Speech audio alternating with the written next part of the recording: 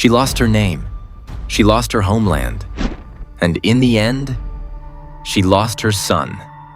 Yet she never lost her will. History remembers conquerors, sultans, and battles. But hidden between empires lived a woman who fought for 17 years, not with armies, but with letters, alliances, and a mother's resolve. They call her Princess Rose in the series. History knows her as Çiçek Hatun. Tonight on Historical TV, we uncover the real woman behind the legend and the painful truth the screen only hints at. Mid to 15th century. Empires are colliding. The Ottomans stand at the gates of history. Europe trembles. And in the palace of Mehmed II, a young woman enters with no crown, yet carrying a fate that will shake the dynasty itself. Was she a princess? A captive? A refugee? The truth is complicated and far more tragic than fiction. In Mehmed, Fethiler Sultanı, she arrives as Princess Rose, a noble Christian woman secretly Bogomil, forced to flee after protecting persecuted believers. It is a powerful portrayal. But history speaks differently. Her real origins are disputed. Sources argue endlessly: Serbian, Greek, Venetian, Turkish, even French. What is confirmed? She was Christian. She entered the Ottoman world young. And after conversion to Islam, she took a new name: Çiçek Hatun, the Flower Lady, a name that symbolized rebirth and the death of her former life. By 1457 or 1458, she became a concubine of Sultan Mehmed II. Not a legal wife, but chosen.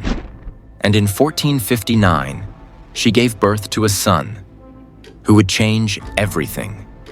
Şehzade Cem. Cem was Mehmed's only son from Çiçek Hatun.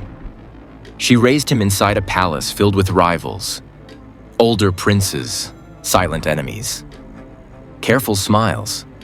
According to Ottoman tradition, princes were trained to rule. After the death of his elder half-brother in 1474, Cem was sent to govern Konya, and Çiçek Hatun went with him. She was not just a mother, she was an advisor, a protector, a political partner. Then, in 1481, the unthinkable happened. Sultan Mehmed II died, and the empire split in two.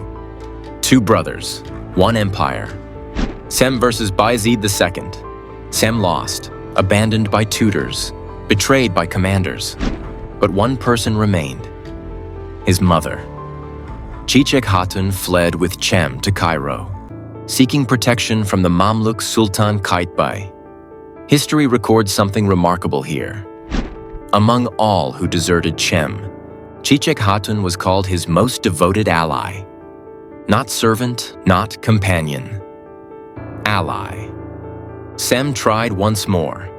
He was defeated again. In 1482, he fled to Rhodes and into the hands of the Knights of St. John. Their leader, Pierre d'Aubusson, pretended to help, then sold Cem's freedom. Bayezid II paid. Europe negotiated. Cem became a royal hostage, and in Cairo, Çiçek Hatun fought. She used influence inside the Mamluk court. She wrote letters. She paid gold. She believed promises she should not have believed.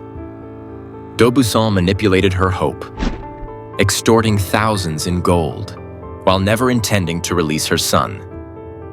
Ottoman intelligence watched her closely. Bayezid II knew this woman was dangerous, not with swords, but with persistence. In 1495, Cem died in Naples, still a prisoner, still a threat, still unfinished. His body returned home. His mother never did. Çiçek Hatun remained in Cairo. 3 more years, 3 more silent battles. On the 3rd of May, 1498, she died of plague, buried far from her son, far from the empire she fought.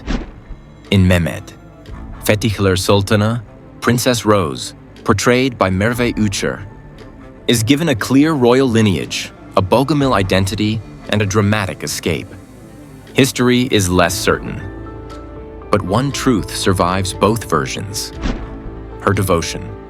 Whether princess or captive, Rose or Çiçek, fiction or fact, she never stopped fighting for her son.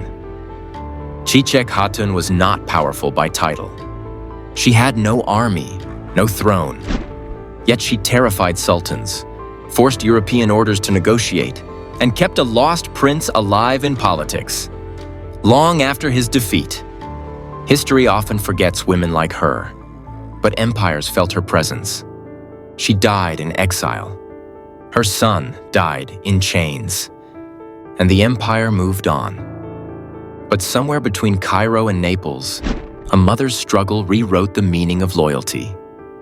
Subscribe to Historical TV, because the most powerful stories in history are not always written by conquerors, but by those who never stopped fighting.